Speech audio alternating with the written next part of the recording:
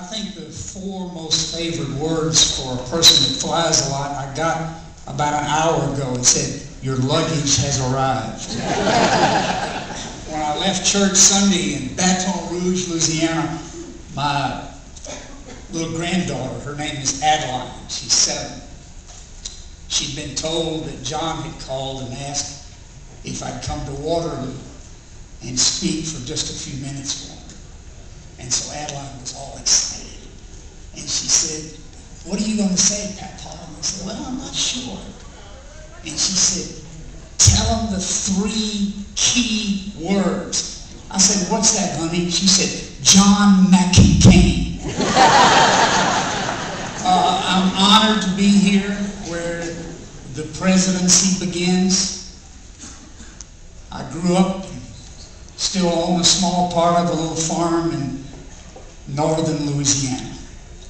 I'm at the other end of the Mississippi. I appreciate Father Paul's prayer. We all needed it. And I appreciate what Steve is doing, running against Tom Harkin. I served in the Congress years ago with Tom. I'm sorry that I said it like that. You know, I was one of those conservative Democrats who believed in balanced budgets, low interest rates, and jobs. And the Democrats believed in more programs and more spending and, oh yeah, jobs. But I wish Steve well.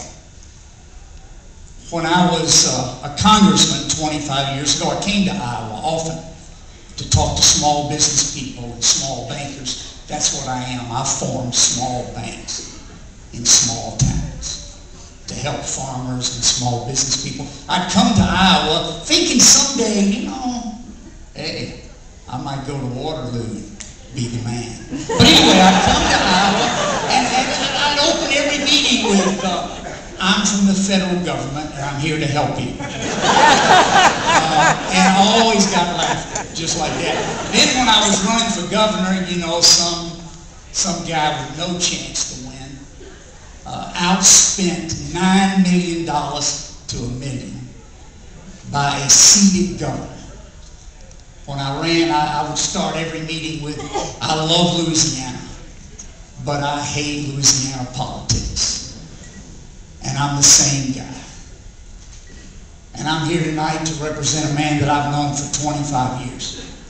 I hadn't read about him. I hadn't heard about him. I've known him. We worked under Ronald Reagan, Republican and Democrat, to form a team to break the back of the Soviet Union in the Cold War. Remember those days? That was teamwork. That was John McCain and Buddy Roemer and a lot more. So for 25 years I've known him. I like the people who've endorsed him. Senator Brownback, Senator Graham, Senator Joe Lieberman, just think about it. Democrats and Republicans. I like the papers all across America. I was in Detroit today. I spent the day here yesterday trying to get to Des Moines, but I read the paper this morning. Guess what? The paper in Detroit endorsed John McCain. Paper after paper. 27 of them in New Hampshire. Watch what happens there next week. But the road to the presidency begins here. It's in your hands tonight.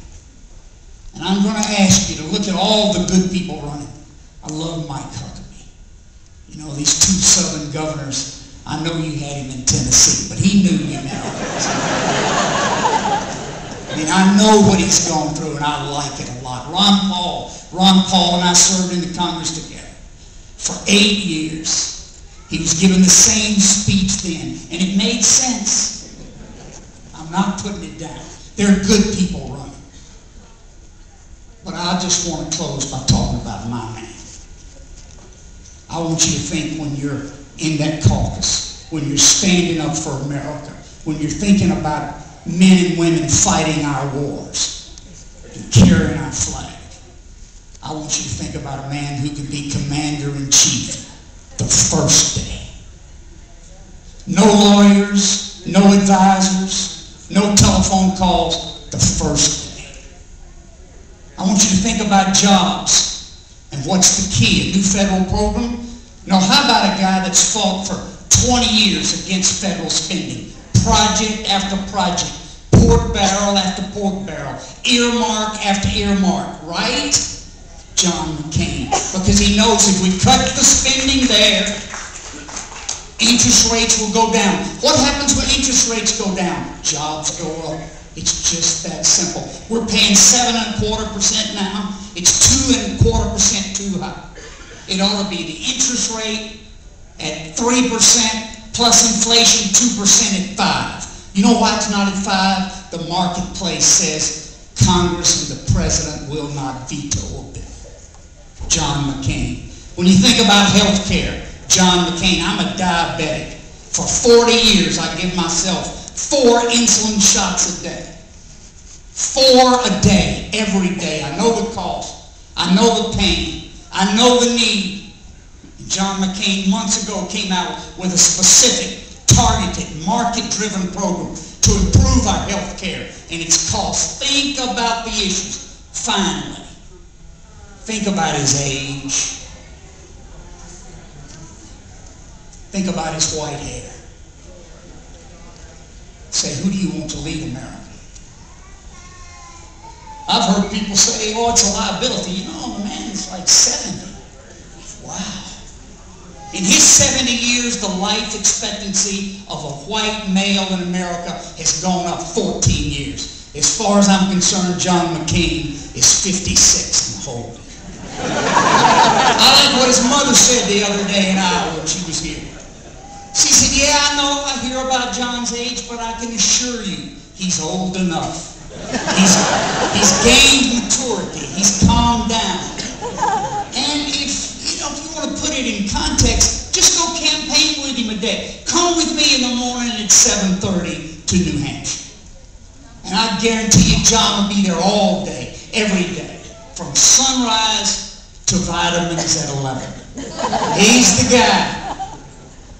I wonder what a businessman like me would do if you could call the best businessman in America. You know who you'd call, don't you? Warren Buffett. What's he, 50?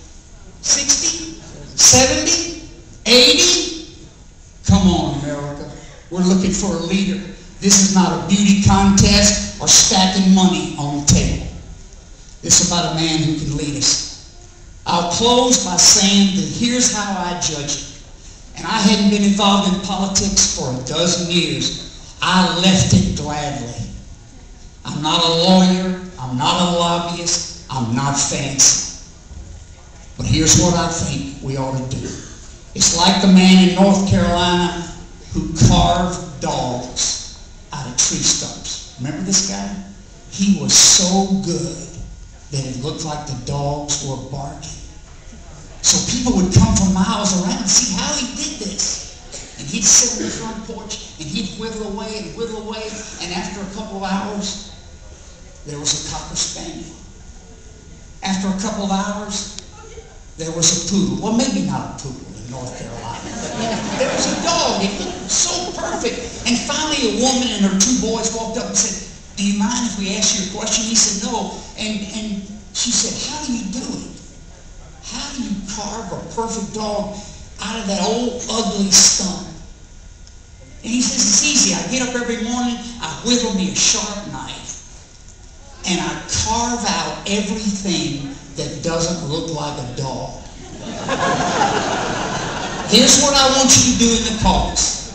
Carve out everything that doesn't look like a president.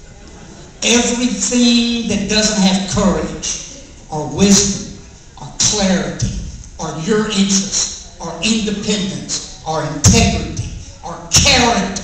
Carve it out, and then see what you got left.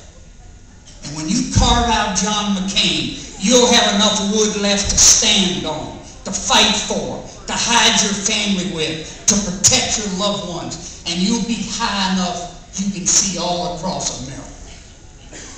Thank you.